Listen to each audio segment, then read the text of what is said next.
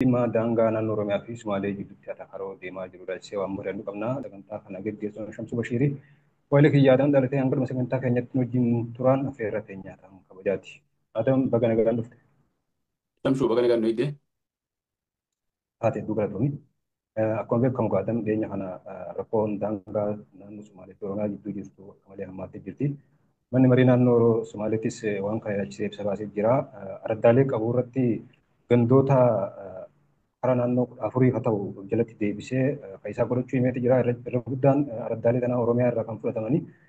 Kanaafuu san malee naannolee daangaa irratti faayisaa fakkeenyaaf karaa Argee Ixaabaa fudhattee aanaa Gumbii Bordoddee, aanaa Meessoo, aanaa Dobbaa irra rakkoo jira. Namni keenya yeroo adda addaatti gaggeeffamaa jira. Gara Harargee bahaatiinis naannoo Cinaaksanitti waan akkasiitu mul'ata.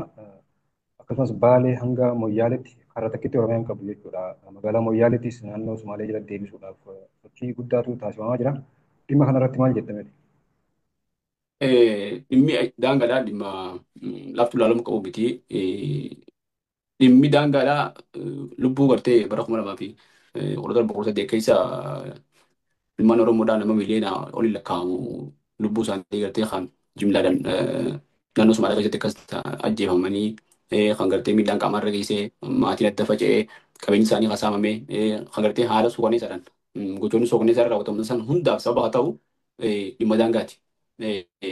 Dhimma daangaa Oromiyaa fi gartee naannoo Sumaalee gidduu jirutu gama Cinaaksanii jiruuf asiin karaa Meessootiin karaa Hardiin kanaatu dhimma saniif sababa ta'e jechuudha. Guututti gartee ka'umsi waan sanii dhimma daangaati jechuu osoo hin ta'in warra gartee daangaa walii qabaachuu Somaalee fi Oromoo kana fayyadamee siyaasaaf fayyadamuutu waan san fayyadamee lubbuu namaa dila san galaafatee jechuudha.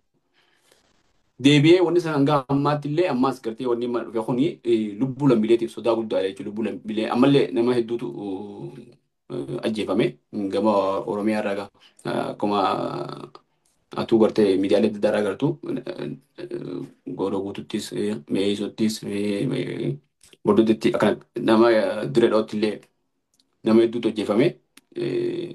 Dubartii ulfaa addee Nasiyaa Ziyaad dabalatee sababa daangaa kanaa jechuun lubbuun hedduun qabaate. Kanaaf dhimmi daangaadhaa dhimma laaftuu ilaalamuu qabu miti. Dhimma lubbuuti jechuun barbaada dhimmi daangaadhaa.